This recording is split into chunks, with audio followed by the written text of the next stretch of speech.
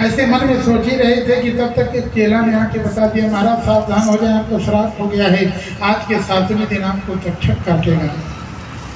तो देखना परीक्षित जी वैसा सोच ही रहे थे, इसलिए बहुत तकलीफ नहीं हुआ। तुरंत अपने लड़के जन्मेजय को बुलाए हैं, उसका राज्याभिषेक कर दिए। और राज्याभिषेक करने के बाद पहुंच गए सुखताल क्षेत्र में गंगा जी के किनारे। लेकिन जो भगवान का भक्त होता है, जो समाज का कल्याण में लगा रहता है, उसके ऊपर विपत्ति आ जाए तो भगवान की कृपा से 10 लोग उसके साथी। आज परीक्षित जी को श्राप तो एक ब्राह्मण बालक ने, एक ऋषि बालक ने दिया, लेकिन बचाने के लिए 88,000 रुपये। लेकिन हर महात्मा के मन में होता था कि इसको अकाल मृत्यु होगा, सांप काटेगा, ब्राह्मण का श्राप है, कैसे इसका कल्याण। बहुत लोग कहते थे 7 दिन है, 7 दिन में क्या होगा, 7 दिन में क्या होगा।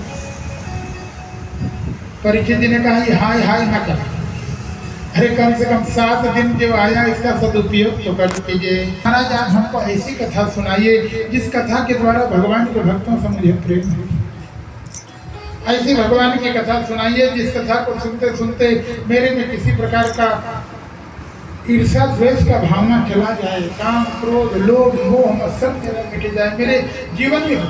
तुम भगवान की कथा सुनो और तुम्हारे भगवान को कहते हैं तुम्हारे मन में भक्ति में जागृत हो, ज्ञान न हो, वैराग्य न हो तो कथा बेकार है। और उन्होंने तो कहा महाराज कथा के माध्यम से हमको ये बता दीजिए कि सर्वात्मना म्रियमाणे सद्विद्यं, जो सर्वथा मरने वाला व्यक्ति हो क्या करे।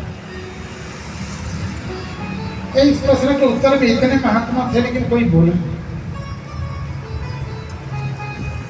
जब कोई नहीं बोला तब महाराज परीक्षित जी को लगा कि लगता है मेरे ऊपर भगवान की कृपा नहीं है।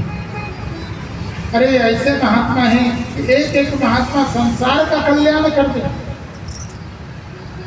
यहाँ देखो तो इस संसार के सब महात्मा आकर के मेरा कल्याण नहीं कर पाए, इसका मतलब है भगवान की कृपा नहीं है। बहुत दुखी होकर के भगवान का स्मरण करते हैं, प्रभु अरे मेरे बाप दादा से लेके सब आपकी आराधना करते आए हैं, मैं भी बचपन से आपका खानदानी भक्त हूँ। हम लोगों को गर्व होना चाहिए कि हम लोग खानदानी भक्त हैं। हमारे बाप दादा भी भगवान की पूजा करते थे ना, और हम भी करते हैं। आज तो किसी से किसी का संबंध होता है तो कोई काम होता है जाके कहते हैं भैया हम फलाने के लड़का है, वो आपका आदमी है। और हम तो भगवान से कह देते हैं, कह सकते हैं कि हमारे बाप दादा सब आपके भक्त थे, हम उन्हीं के, हम भी आपके भक्त हैं। तो परीक्षित जी ने भगवान से यही निवेदन किया, प्रभु कुल खानदान से लेके आपकी आराधना करते आए, हमारे परिवार के ऊपर आप बड़ी कृपा किए, उनके लिए आप सारथी बने, क्या क्या काम नहीं किए हमारे परिवार के लिए। आज मैं भी आपका भक्त हूँ, मेरे ऊपर विपत्ति आई तो आप मेरा कल्याण नहीं करेंगे क्या। जब परीक्षित जी के मन में ये भाव आया, आपको बता दे तुरंत मानो साक्षात भगवान ही सुखदेव मानस श्रुति सोनकादि कृष्ण से कहते हैं कि तत्र भगवत भगवान व्यास पुत्रो